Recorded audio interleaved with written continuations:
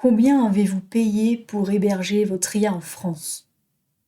Je vais vous montrer que ça n'a rien changé à ce qui reste dans la RAM. Le mythe le plus répandu dans les appels d'offres que je lis en ce moment, notre LLM est hébergé chez OVH Cloud. On est souverain. OVH Cloud est français. Le data center est à Roubaix. L'infrastructure est hexagonale. Et le LLM qui tourne dessus, GPT-4, Claude ou n'importe quel modèle américain. Ces poids ont été entraînés aux États-Unis sur des serveurs américains par une entreprise soumise au Cloud Act. Le Cloud Act signé en 2018 permet aux autorités américaines d'accéder aux données détenues par des entreprises américaines, quel que soit le pays où ces données sont physiquement stockées. Hébergeur français, modèle américain. Le Cloud Out passe à travers le data center comme s'il n'existait pas. Mais il y a un angle encore plus bas niveau que personne ne traite. Même en supposant que le modèle soit 100% français, entraîné en France, déployé en France. La question qui reste entière, qu'est-ce que la RAM garde après traitement? L'hébergement souverain couvre une chose, le lieu de stockage physique des données au repos. Il ne couvre pas ce que le logiciel fait avec les données une fois à l'intérieur. Voici le flux réel d'une donnée dans un LLM hébergé en France. Votre donnée arrive chiffrée via TLS. Bonne pratique, le canal est propre. Elle entre dans le processus LLM. Le LLM la déchiffre pour la traiter. Elle est maintenant en clair dans la mémoire vive du processus. Le LLM génère une réponse. La session se ferme. Le système déclare avoir purgé. La donnée est-elle physiquement disparue de la RAM? Le certificat d'hébergement souverain ne répond pas à cette question. Personne ne l'a posée. Je vais la poser maintenant.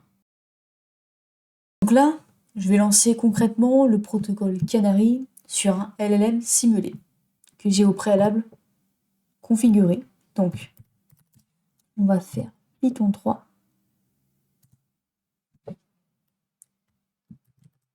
slash Scanalyse audit engine slash démo S1 slash hébergement.py. Ok. Donc, je lance effectivement le protocole Canary, donc l'architecture identique à ce qu'on trouve chez un hébergeur souverain classique, donc serveur Linux, stack Python. API REST standard. Et donc, je le lance et j'attends de voir ce qui me réserve. Donc là, on a fini. Effectivement, ce que vous pouvez voir, donc c'est amnésie failed. Donc, adresse mémoire précise, xdump. Les données sont là. Le serveur est localisé en France dans cette simulation. Ça n'a rien changé. Parce que la localisation géographique du serveur ne détermine pas ce que le processus Python fait de la mémoire vive. C'est de la physique, pas du droit. Pas de marketing, de la physique. Donc on va un peu plus entrer en détail sur le protocole Canary, ce qu'il peut faire. Donc voilà. Donc on se retrouve ici. On peut voir hébergeur, voilà. On va dire voilà, l'environnement cible, on va pas rentrer dans le débat. Ok, donc le protocole Canary, il est en 4 phases. Donc la phase A, baseline mémoire, on va dire, c'est plutôt tout ce qui va être information, c'est pas forcément ce qui va nous intéresser le plus, mais il y a besoin de la phase A. Donc, la phase B, l'injection des 8 canaries. Donc, ici, on va les injecter, donc ils sont là. Donc, on va y retrouver un identifiant patient, un email, un contrat, un montant, un IBAN, une API secret, une IP interne et une session token. Ok, donc les 8 jetons ont été injectés, session active. Enfin, Après ça, la phase C, session fermée, purge déclarée.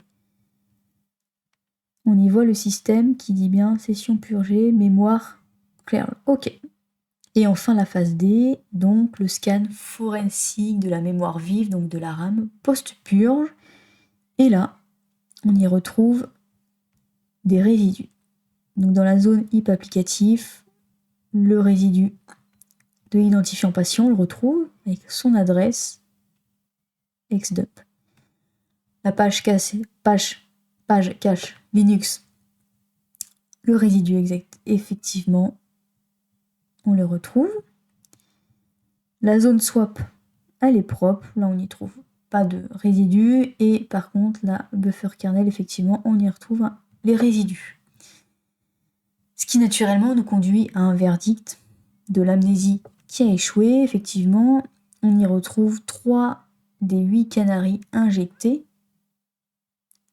ce qui fait qu'il y ait 1, 2, 3, 4, 5, 6, 7, 8 canaries retrouvés, l'amnésie aura échoué.